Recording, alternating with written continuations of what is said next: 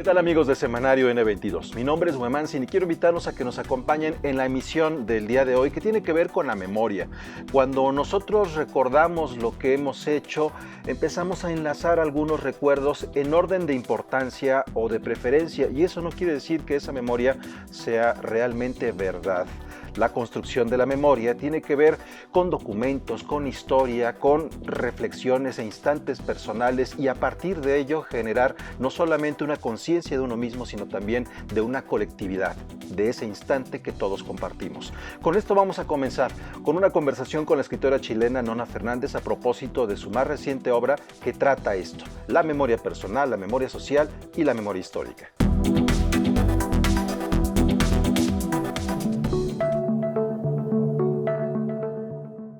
Yo partí con un proyecto literario hace casi 20 años atrás, con una primera novela, que lo que buscaba era investigar en la historia reciente de mi país, la historia de la dictadura chilena, que fue mi escenario de niñez y de adolescencia, ciertas claves que una vez que llegó la democracia no estuvieron aclaradas, por decirlo así. La obra de la escritora chilena Nona Fernández es una exploración constante de lo que es la memoria y de los mecanismos a través de los cuales funciona la memoria colectiva, la memoria personal y la memoria histórica.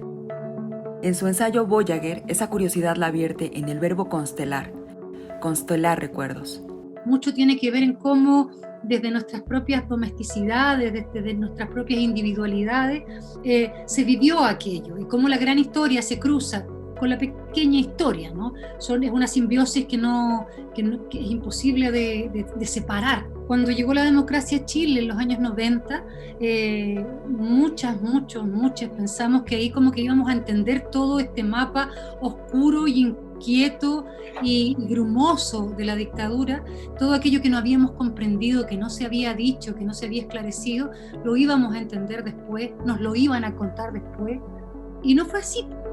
Nona dice que tiene la teoría de que somos nuestros recuerdos y que cualquier emprendimiento como sociedad, como comunidad y como personas es difícil si no sabemos lo que hemos hecho, si no sabemos lo que hemos sido, pues de ahí parte todo. Pero en estas construcciones mentales, ¿qué pesa más? ¿La memoria personal, la familiar, la histórica? Sabemos que la historia oficial es una historia más bien clausurada y que tiene mucho que ver con las dinámicas del poder, ¿no? El poder nos instala una historia, por lo tanto nos instala una memoria. Creo que siempre es interesante poner en sospecha los recuerdos,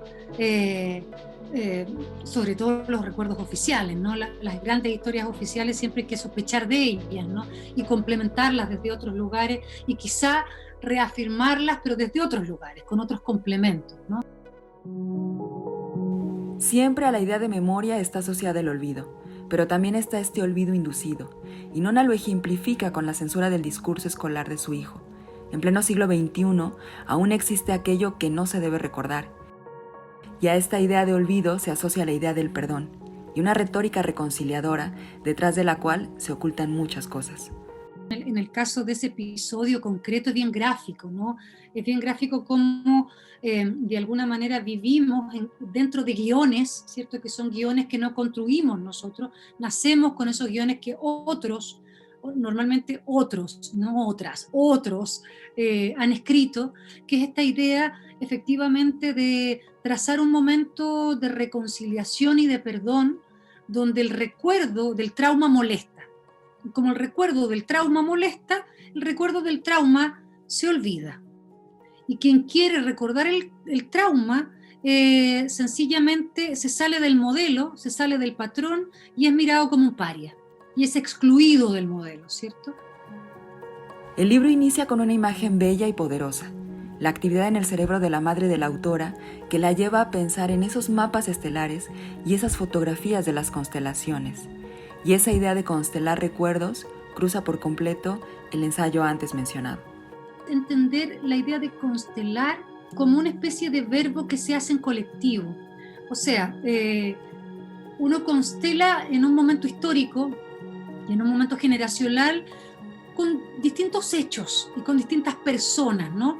Que las elegimos o no las elegimos, uno constela con ellos. Creo que es un verbo que nos hace entender la lógica de estar siempre orbitando y y actuando y viviendo en relación a otras y otros. Y eso también creo que a la luz de la pandemia me hace mucho sentido, ¿no? No podemos ser, no somos seres aparte de los otros. Estamos, y aquí voy a ser súper clara, para bien, estamos condenados y condenados a habitar un espacio con otras personas, y esa es la fortaleza de la vida, ¿no? La comunidad no es un círculo cerrado ni finito, se va enriqueciendo con el paso del tiempo y con el movimiento de las personas.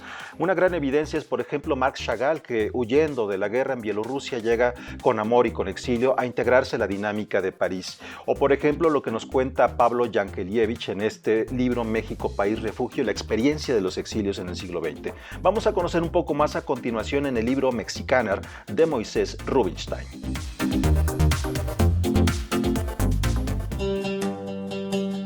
México, paseo en tus calles, jamás holladas por mis ancestros, sus pisadas voy a plantar en tu suelo, totalmente inimaginable.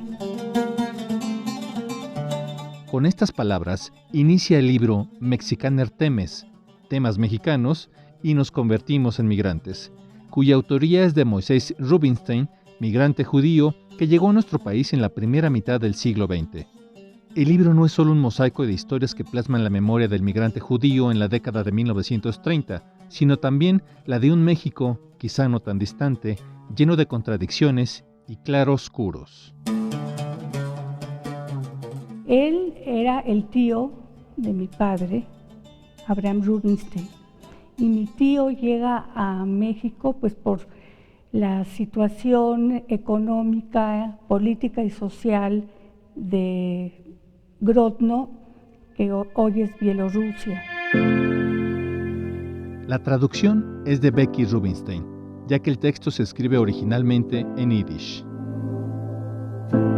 Mi tío le canta a México y yo me quedé sorprendida de cómo se dio cuenta que es México, ¿no? Que es México es a la vez cálida y a la vez fría y hasta como una mala madre, digamos, ¿no?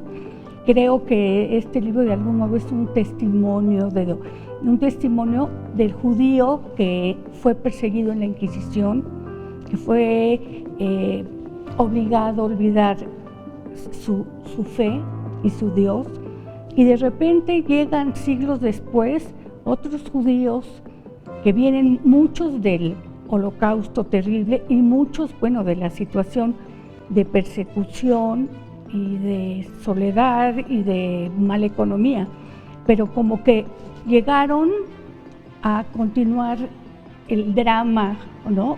o el teatro o las escenas que se quedaron truncas, las retomaron los judíos que llegaron.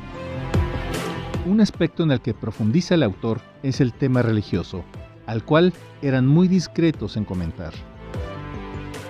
Ser judío tiene toda una resonancia histórica y entonces temían ataques, venían de pogromos, venían de guerras, de persecución, pues de eso venían, era lo natural. Entonces llegaban muchos y no querían contar, incluso no les decían a sus hijos, pero hay veces pues tenían que contar su historia personal, la historia familiar y la historia de este pueblo que está disperso pues por todo el mundo, se puede decir, ¿no? Yo pienso que es importante como un testimonio. A lo mejor no le pondría 100 a cada texto, pero vale 1000 por el testimonio, ¿no? Que es un testimonio que hacía falta para hablar acerca de estos migrantes que llegaron sin idioma, que llegaron sin dinero, que llegaron muchas veces alicaídos y vencidos y con miedo. Vislumbro a México envuelta en papel, oculta, miles de millas para llegar a mi destino, tan solo para admirar tu superficie.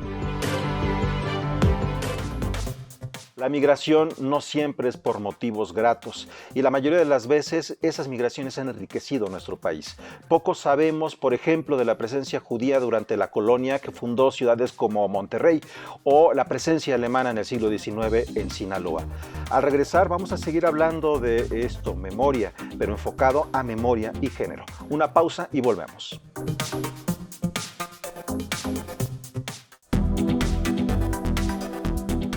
Continuamos aquí en Semanario N22 y vamos a hablar de memoria y género. Recordarán que hemos hablado en este mismo espacio del libro Tsunami, que recopilaba voces de distintas mujeres que reflexionaban y pensaban el feminismo.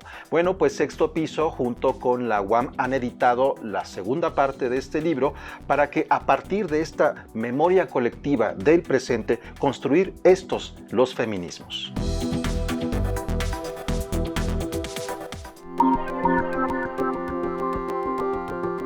El rastro de esta lucha viva que es el feminismo agrega un nuevo capítulo a su memoria escrita. Tsunami 2 ve la luz en medio de una pandemia y en medio de un incremento cruel de la violencia doméstica y la violencia feminicida. El feminismo en México avanza, pero también tiene deudas. Este texto, que recoge las voces de 13 mujeres, incluida su editora, se convierte en casa, en acompañamiento y en crítica, y se catapulta desde la idea tan importante como es el avanzar la construcción de un nosotras desde la diferencia. Sí, como que yo le pondría, si nos pudiéramos imaginar esa palabra escrita, como una mayúscula al otras, ¿no? Nos, otras. Esas diferencias que van encarnando todas desde sus lugares, desde sus vivencias, desde su forma de escribir, desde sus estilos de acercarse incluso al texto, en fin. Sobre esas particularidades de las mujeres, ¿no? Y que esas propias particularidades nos hacen ser diferentes, y creo que es una de las categorías que debemos de instaurar muchas veces en nuestros discursos como feministas o como no feministas, es que no todas las mujeres y por tanto no todas las feministas y por tanto no todos los feminismos son iguales. Y además para el momento político que estamos viviendo las mujeres trans en el feminismo, en específicamente el caso de México, pues nos hemos tenido que enfrentar a un feminismo que excluye nuestra existencia, que excluye nuestras ideas y que pone en tela de juicio nuestra propia voz. Yo no podría estar en un espacio feminista si no sé, por ejemplo, que es antirracista, porque las mujeres también pueden ejercer formas de violencia hacia otras mujeres. No, esta idea de la sororidad que tanto se ha arrojado tan fácilmente y que no aborda esas formas en las que entre mujeres nos podemos violentar, pues es fundamental, ¿no?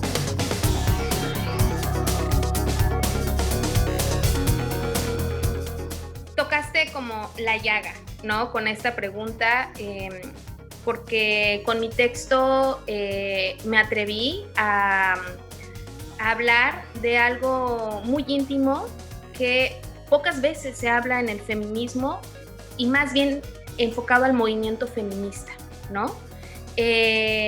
Pareciese que todo es sororario, todo es amor, todo es hermandad, todo es afidamento, ¿no? Pero para afuera.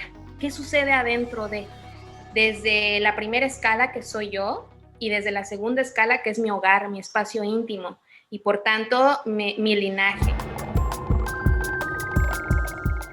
Para mí era muy importante remembrar a todas las personas que estuvieron cerca de mí en todas esas vidas que yo tuve que pasar y de las cuales tuve que morir para renacer, como mi abuela, que estuvo tan presente, y asimismo confrontar también el feminismo, que pareciera que es un espacio donde no puedes pensar en tu linaje masculino, y muchas veces las mujeres no nos preguntamos cuántos y quiénes y cuáles son los hombres que nos habitan. Y hay una parte en mi texto, casi al final, pues donde yo argumento y comparto de manera totalmente abierta y expuesta que deseo retomar mi linaje masculino, porque ahí está.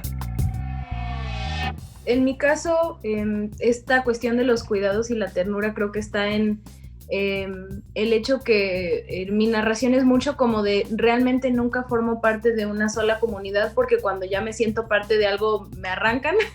Entonces, que que también esa ternura es darte cuenta que tu identidad y tu sentido de comunidad no necesariamente pertenecen a un espacio fijo únicamente, sino con los grupos de personas con los que te rodean, que te hacen sentir como que estás en tu casa. Me tocaba acompañar, como decía Lía, con ese lienzo en blanco, poniéndolo allí en la mesa, pero también como que haciendo con mucho cuidado la labor editorial, y para mí era muy importante hacerlo con mucho amor y mucho cuidado, y entender que mi experiencia con este color de piel no iba a ser la misma, y que no puedo aplicar esa experiencia al pensar los textos de las otras. Al contrario, esa sería otra forma de violencia y de replicar justo lo que una quiere empezar a desmontar. Los invitamos, para saber más sobre este tema, que acceda a través de este código QR a una versión más extensa de la conversación en Noticias 22 Digital. Y como hemos visto en este libro, la memoria colectiva no solamente se construye desde la reflexión, también desde esos territorios de lo subjetivo, que es donde ocurre el arte. Al regresar de la pausa vamos a hablar de eso, arte y género.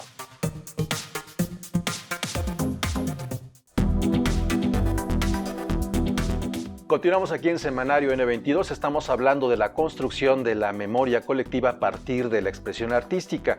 Cuando hablamos de feminismo pareciera que es algo que irrumpió en el siglo XXI en América Latina, pero no es cierto, es una construcción de décadas. En el caso del arte en México podemos identificarlo desde los años 70 con el trabajo de Maris Bustamante y de Mónica Mayer. Vamos a compartirles a continuación una conversación con Andrea Giunta. Ella nos va a compartir el arte latinoamericano contemporáneo y el feminismo.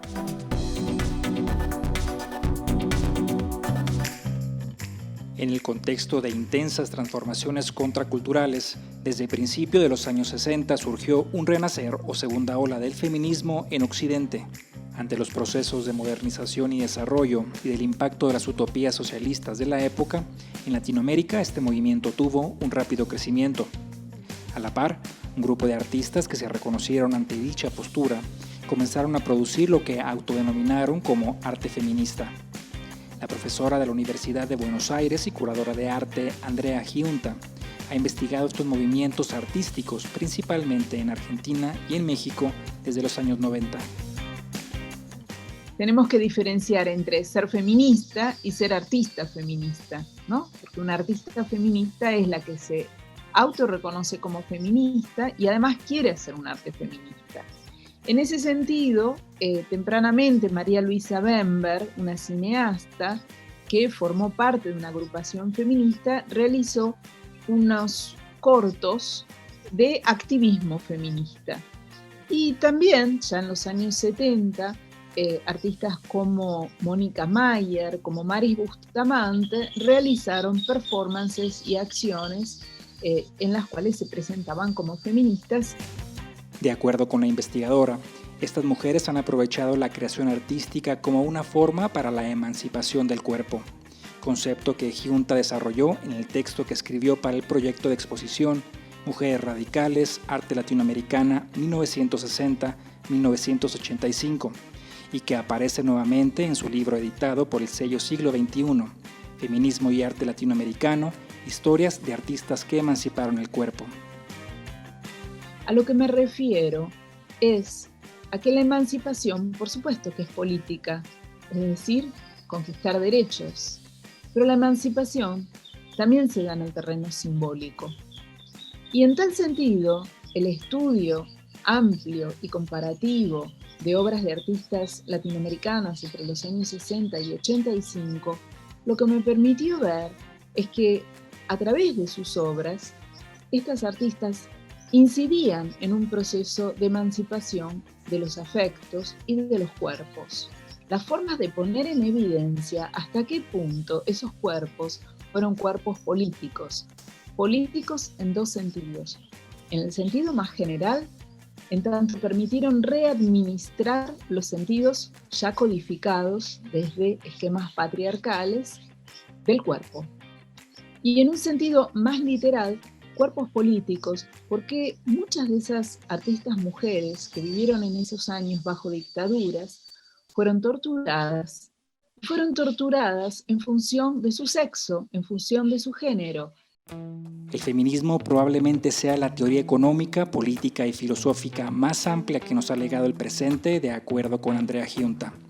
Ha constituido la biblioteca más intensa de los últimos años, al tiempo que provee instrumentos no solo para pensar los derechos de las mujeres, sino para repensar el mundo.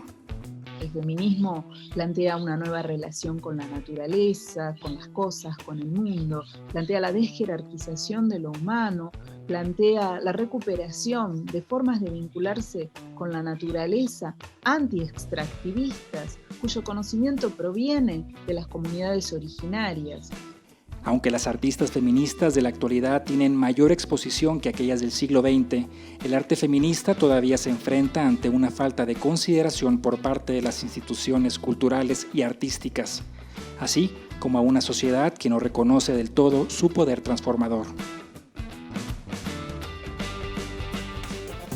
Ahora vamos a conocer el trabajo de Vivir Quintana. Ella es una cantautora que critica que la mayor parte de las canciones que escuchamos en la actualidad tienen que ver con el amor o el desamor. Y eso está bien, pero también a partir de la música se puede dejar constancia de lo que vivimos en el presente y abundar en esa memoria colectiva e histórica. Que tiemble el estado, los cielos, las calles, que tiemblen los... Canción sin miedo es un tema que se ha convertido en un referente en Latinoamérica de la lucha por la justicia ante la agresión, maltrato, desaparición y asesinato de mujeres. Su autora es Vivir Quintana, joven cantautora que lleva varios años en el trabajo arduo de la música popular, producto de una pasión que tiene desde niña. Si tocan a una, respondemos todas. Quintana compuso el tema Cosas que sorprenden a la audiencia, resultado de leer la noticia de una mujer en Nayarit que con saña mató a su pareja. Por ello está presa. Indagando más en esa mujer, descubrió que ella antes había hecho varias denuncias de maltrato, agresiones y violaciones de su pareja, tanto a ella como a su hija. La policía nunca respondió.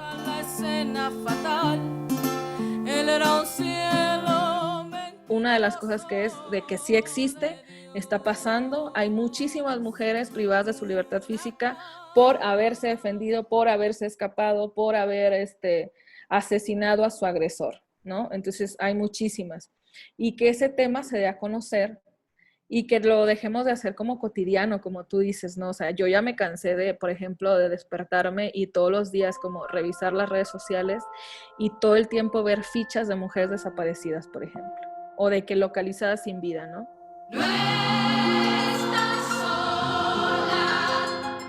A partir de eso, creó un proyecto que fuera apoyado por el FONCA, de 2019 a 2020, bajo el mismo título, Cosas que sorprenden a la audiencia. No importa si cruzo calles, estoy en casa. Es un proyecto de 10 canciones, de 10 corridos, es un cancionero impreso. Y aparte, en ese cancionero impreso voy a poner como la liga de QR para que puedan escuchar una muestra de lo que son los corridos, ¿no? Ahí en SoundCloud, para que estén como muy cerca también y muy fácil para descargar, quien lo quiera descargar, para que esté ahí. Entonces de eso se tratan estas cosas que sorprenden pues a la audiencia. Porque hay muchas llamadas falsas. Este proyecto está vinculado a otro que Vivir Quintana tuvo con el Programa de Estímulos a la Creación y Desarrollo Artístico del Estado de Coahuila, que nació cuando Quintana se preguntó, ¿por qué el corrido de Rosita Alvírez, que cuenta la historia de una mujer joven y bella, que en un baile rechaza al hombre que quería seducirla y éste la mata, es tan popular y no se reflexiona el impacto que tiene la música en el vínculo entre agresión, cortejo y amor? Una mañana, Nayarita, otra compa encontraron sin vida. Yo he platicado mucho con compañeros compositores hombres, así de, oigan, hay que tener cuidado con el discurso, ¿no? Con la misoginia que luego está disfrazada de romanticismo ahí.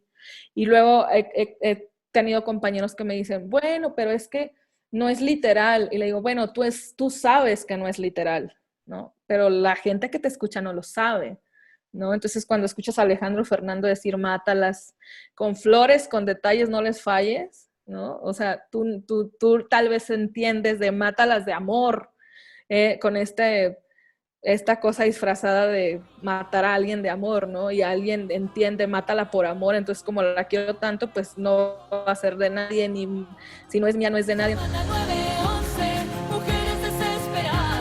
Para Vivir Quintana, la mayoría de las canciones que escuchamos en los medios de comunicación hablan de amor y desamor. Y eso resulta muy pequeño en el amplio espectro de emociones y necesidades humanas. Para ella, la canción debe ir más allá de solo eso. Y que también tenemos que ser súper congruentes los artistas y que tenemos que tener mucho cuidado con los discursos que decimos. De esta manera llegamos al final de Semanario N22, con la invitación a que esa memoria colectiva forme parte de todos nosotros. De la misma forma que una fotografía significa para un niño ir construyendo su historia personal, saber quiénes son sus padres, dónde vivió, cómo era antes, de esa misma manera la memoria colectiva nos permite saber dónde estábamos, dónde estamos, y entonces así superar, por ejemplo, todos los retos que nos deje la pandemia en el futuro. Los invitamos a que nos veamos en la siguiente ocasión de Semanario N22 y hasta pronto.